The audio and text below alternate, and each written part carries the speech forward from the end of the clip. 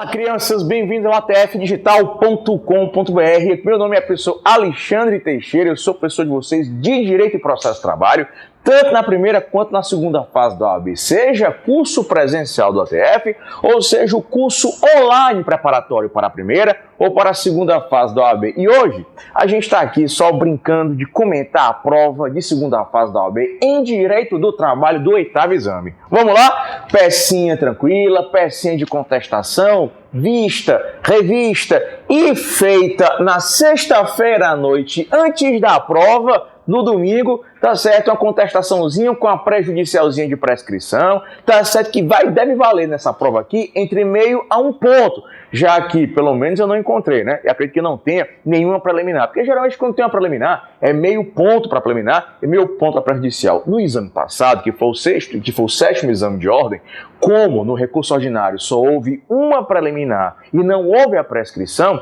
essa preliminar valeu 1 ponto, consequentemente. Nessa prova do 8º exame, como só houve uma prejudicial de prescrição quinquenal e não houve a preliminar, então existe a grande possibilidade, a pecinha foi pequena também, né? Existe a grande possibilidade desta prejudicial de prescrição quinquenal valer 1 ponto, ou seja, 20% da peça profissional que vale 5 pontos, tranquilo? Então a peça profissional é uma contestação, que você vai fazer o endereçamento, vai endereçar, eu fiz aqui o arrazoado, tá pessoal? Vou pescar de vez em quando. Você vai endereçar ao juízo da 90ª Vara do Trabalho de Campinas, deve ser Estado de São Paulo, vai colocar o número do processo, porque a questão deu, a FGV exige, e é claro, vai fundamentar a peça de contestação nos artigos 847 do Código da CLT e artigos 300 e 302 do Código de Processo Civil.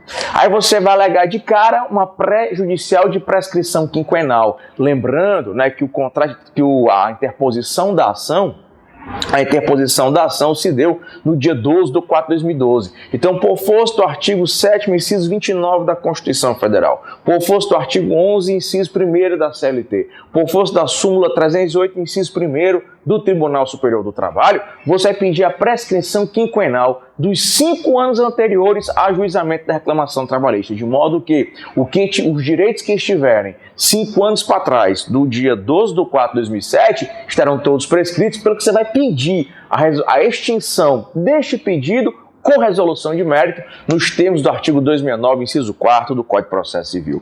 Depois você vai dar conta da inexistência da revista íntima e, consequentemente, inexistência do direito ao dano moral. Porque o fato narrado pelo empregado, dizendo que houve a revista, né, de sua bolsa, de sua pochete, de sua capanga, seja lá o que for, essa revista aí não é considerada revista íntima. A revista íntima é revista pessoal, é a revista do corpo físico do empregado. E a revista do corpo físico do empregado, essa é que é a revista íntima, essa, tá certo, é que é a vedada nos termos do inciso 6º do artigo 373-A da CLT. Logo, né, como dos fatos narrados pelo autor não decorreu aí, né, um dano moral, então indevido a esse dano moral, né, porque não houve qualquer ato ilícito perpetrado pelo empregador, nos termos do artigo 186 do Código Civil e também no artigo 927 do Código Civil, pelo que é indevida qualquer indenização.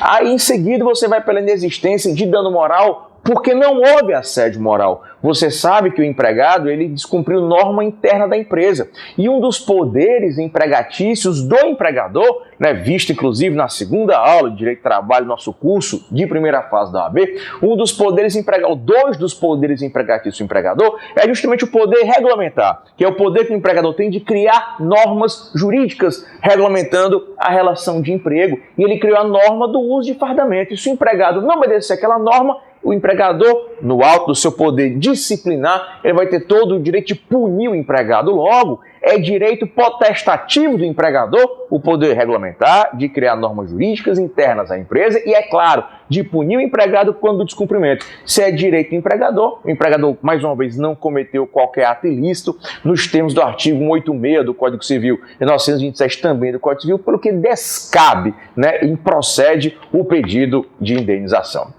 Logo em seguida, do direito ou da existência do direito às horas extras. Só lembrando, né, que inclusive no nosso simulado, no segundo simulado, não ria não, Andresa Lóio, né? No nosso segundo simulado, feito aqui no curso de segunda, se eu estiver mentindo, eu vou chamar você para cá para o vídeo, viu?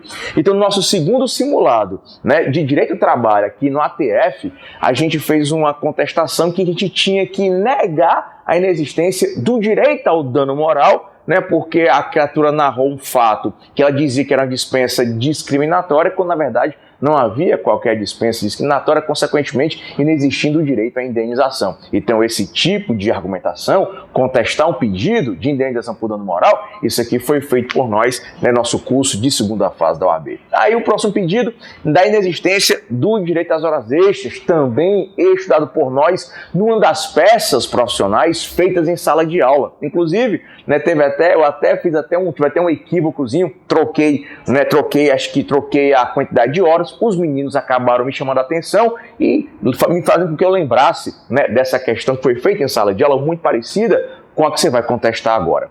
Na verdade, o sujeito aqui está em turnos ininterruptos de revezamento. E nos termos do artigo 7º, inciso 14 da Constituição Federal, turno ininterrupto é de 6 horas. O que ultrapassar a 6ª hora seria extra. No entanto, todavia, contudo, diz que quando houver negociação coletiva é possível aumentar de 6 para 8 horas por dia, o que aconteceu no caso da questão. Existe norma coletiva de trabalho prevendo jornada de 8 horas para turno ininterrupto, consequentemente não há direito às horas extras excedentes à sexta, mas tão somente aquelas excedentes à 8ª, nos termos inclusive da súmula 423 do Tribunal Superior do Trabalho. Logo, havendo negociação coletiva permitindo que o turno ininterrupto vá para 8 horas, hora extra só a partir da 8ª e não a partir da 6ª, pelo que descabe, improcede totalmente o pedido de horas extraordinárias, tranquilo?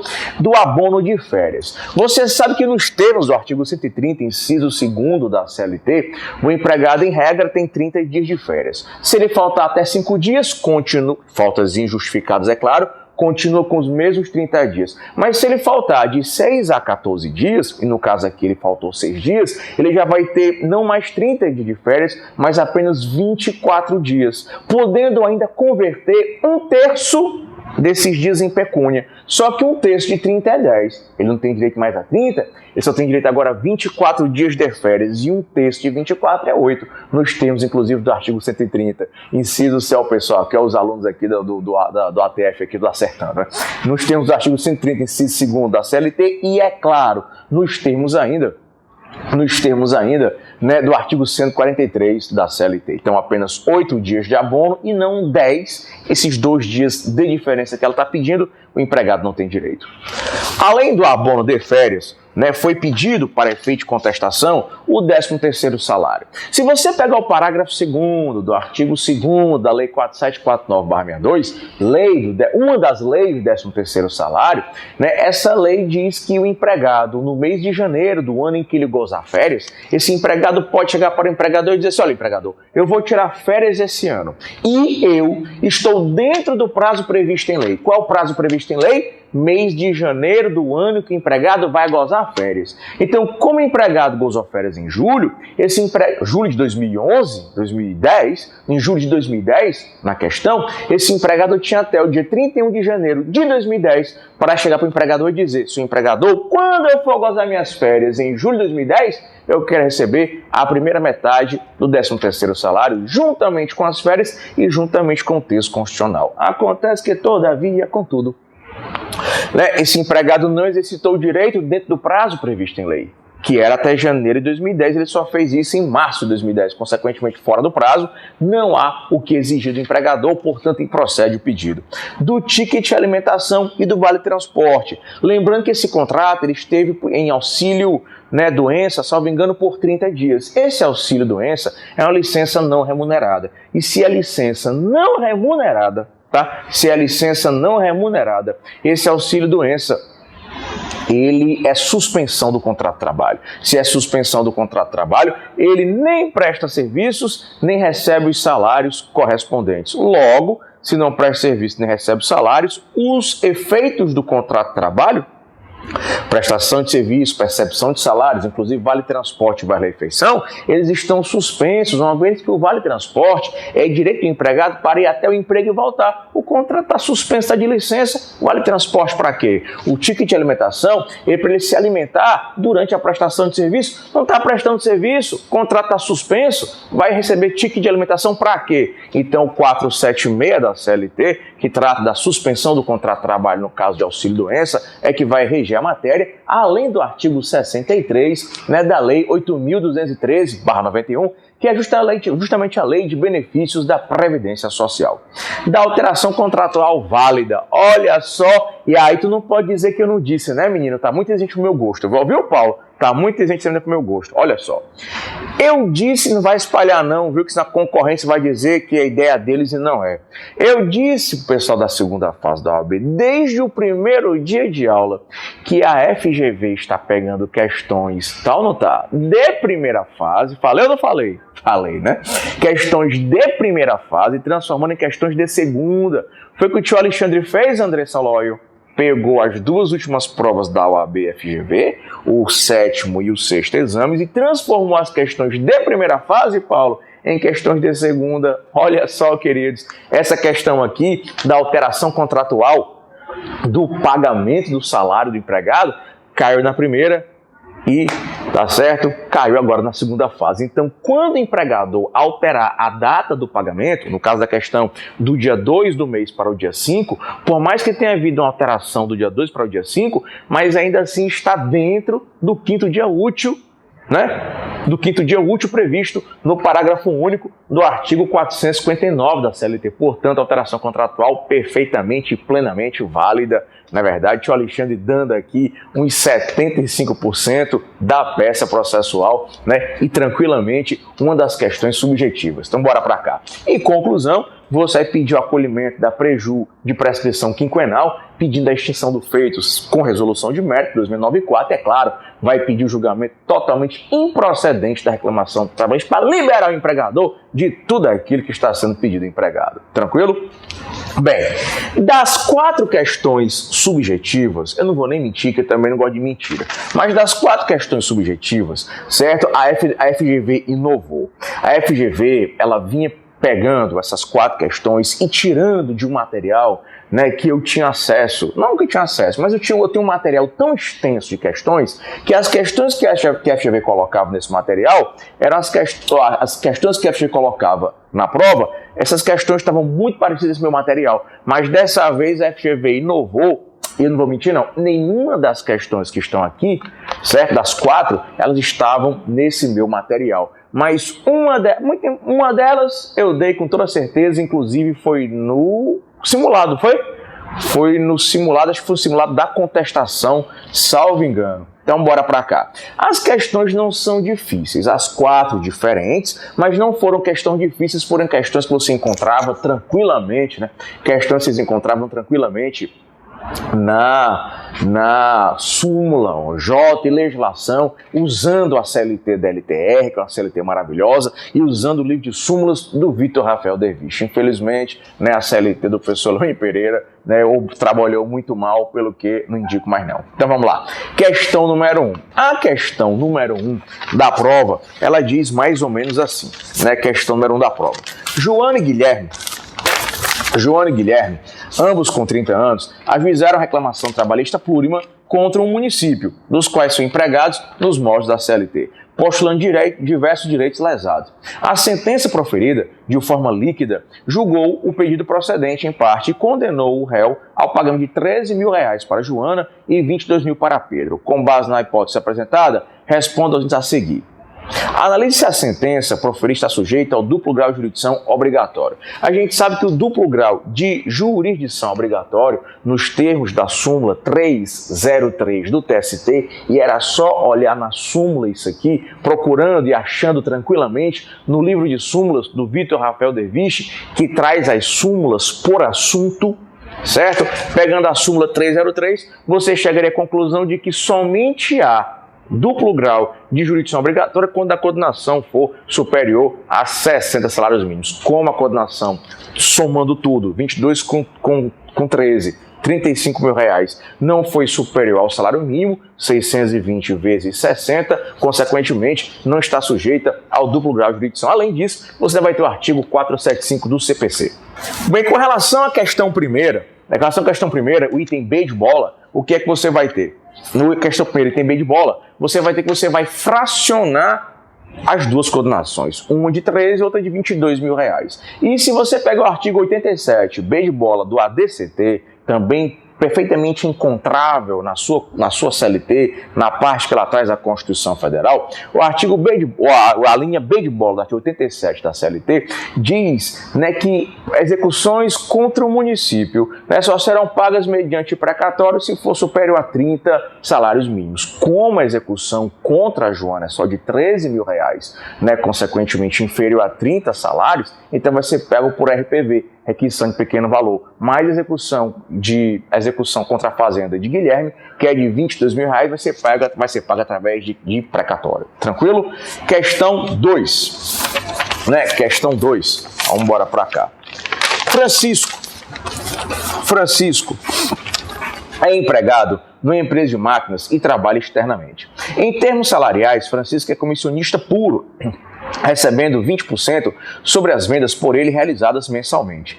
Em determinado mês, Francisco efetuou uma venda de 50 mil reais em 10 parcelas mensais. Daí porque o empregador lhe diz que pagará a comissão de acordo com o vencimento das parcelas. A partir do caso apresentado, responda aos itens a seguir. A. Se uma das parcelas não for paga pelo comprador, como deve proceder o empregador de Francisco em relação ao pagamento da comissão correspondente, justifique. Olha, existe uma lei, que é a Lei 3.207, confere, Andresa?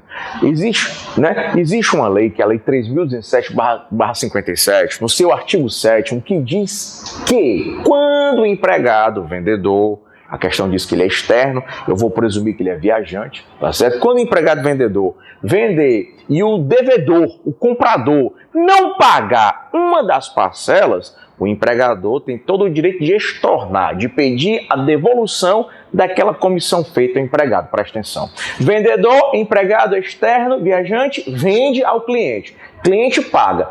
Vai pagando compra, vai pagando as parcelas. À medida que as parcelas vão se vencendo, o empregador vai pagando a comissão. Só que o cliente não paga. Se o cliente não pagou e o empregado já tiver recebido aquela comissão, o empregador tem todo o direito de estornar, de pegar de volta. Beleza. Isso é o que diz o artigo 7º da Lei 3.207/57. Só tem um detalhe. Tribunal Superior do Trabalho, inclusive com decisões deste ano, precedentes da SDI, da Seção de Dissídios Individuais do Tribunal Superior do Trabalho, a SDI não tem entendido assim. A lei é de 57, é uma lei antiga.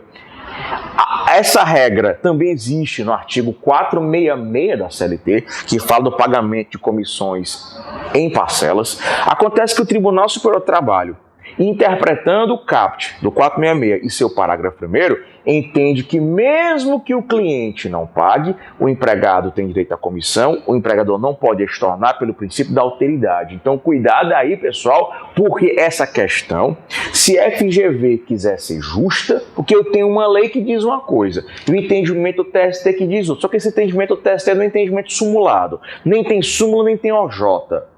Então, a FGV, como já fez 3 vezes na história do exame de ordem, a FGV, acredito eu, que para ser justa e honesta com cada candidato, deverá aceitar as duas respostas. Aquela que é, né, sim, aquela que diz que sim, o empregador pode estornar, pegar a comissão de volta, nos termos do artigo 7º da Lei 3.207/57, e aquela que diz que o empregado receberá independentemente do adimplemento do cliente, que é justamente o entendimento do TST, que é o entendimento já da SDI, da Seção de Dissídios Individuais do Tribunal Superior do Trabalho, que nos termos do artigo 896,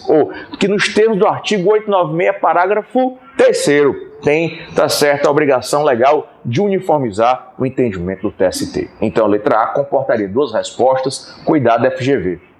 B de bola. Se as parcelas estivessem sendo pagas normalmente e Francisco fosse dispensado 6 meses após a realização da venda, como fica a situação da comissão vincenda? Comissão vincenda é aquela que está para se vencer. Então, o parágrafo 1º do artigo 466 da CLT e o artigo 6º da Lei 3.207/57, ambos dizem que mesmo que o empregado seja dispensado, né, ainda que as prestações não tenham se vencido todas, esse empregado vai fazer jus às prestações que forem se vencendo e à medida que forem se vencendo.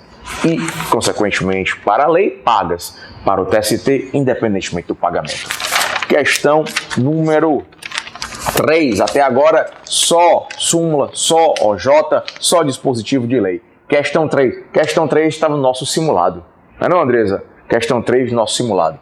Uma determinada empresa aplica a seguinte jornada de trabalho. Os empregados trabalham durante 7 dias, das 8 às 17, com intervalo de 1 hora para a refeição e folgam o 8º dia, e assim sucessivamente. Além disso, recebem um bônus de 2 dias fruitivos por mês, nos quais podem faltar quando desejarem, sem qualquer desconto no salário, desde que avisem previamente a chefia. A partir da situação apresentada, responda aos seguintes itens. Letra A. Qual é o efeito do repouso semanal remunerado no contrato de trabalho? Menina, eu vi muita gente chiar. Meu Deus, que efeito é esse? Ai, meu Deus, que efeito é esse? Rapaz, eu não vou mentir, não.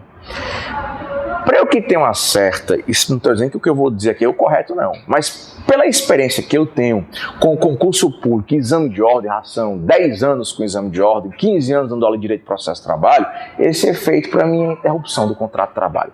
O repouso semanal remunerado, inclusive o pessoal da primeira fase da OAB foi visto na semana passada, né? O repouso semanal remunerado é uma das hipóteses de interrupção do contrato de trabalho.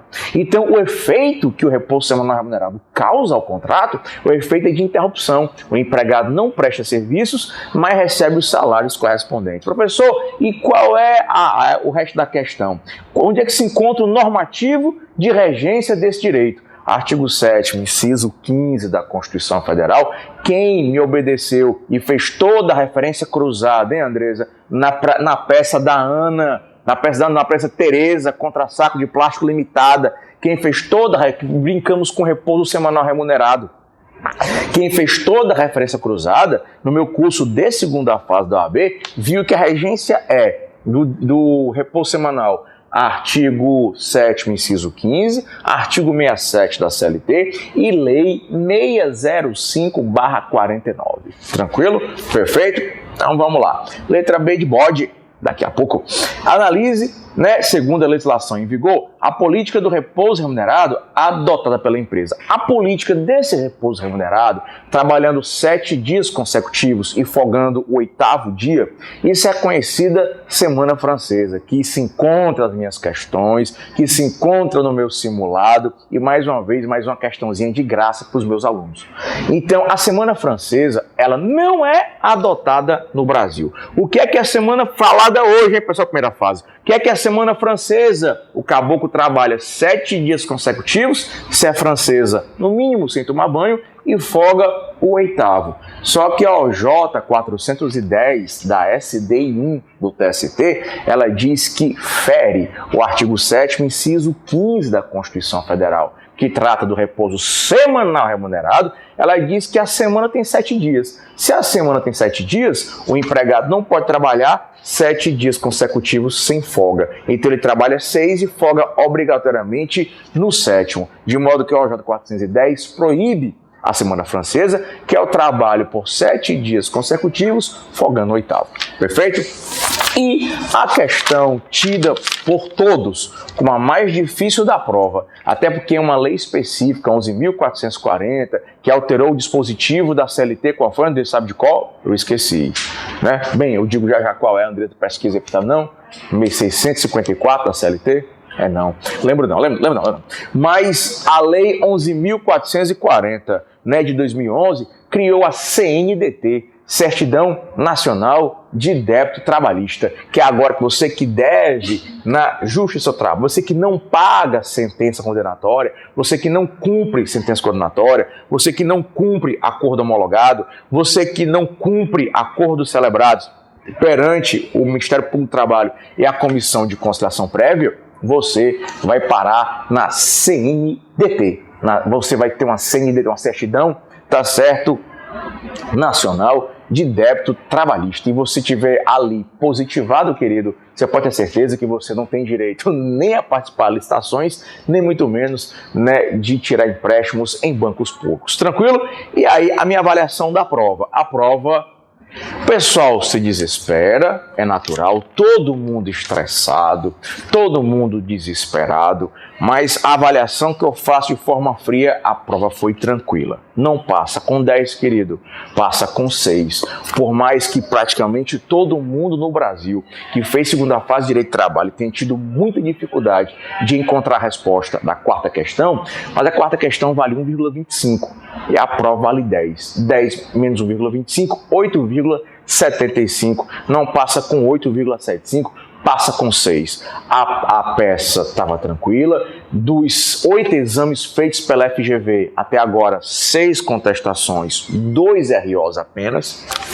Tá certo? Prejudicial batida, mérito mais do que batido. E as questões das 4, 3 você encontrava com uma certa calma, né, na súmula e na legislação brasileira. Então, nervosismo é normal, desespero é normal, todo mundo, na hora dessa, é um drama, eu não faço mais, só faço em 2014, depois da Copa, se o Brasil ganhar, mas não é bem assim.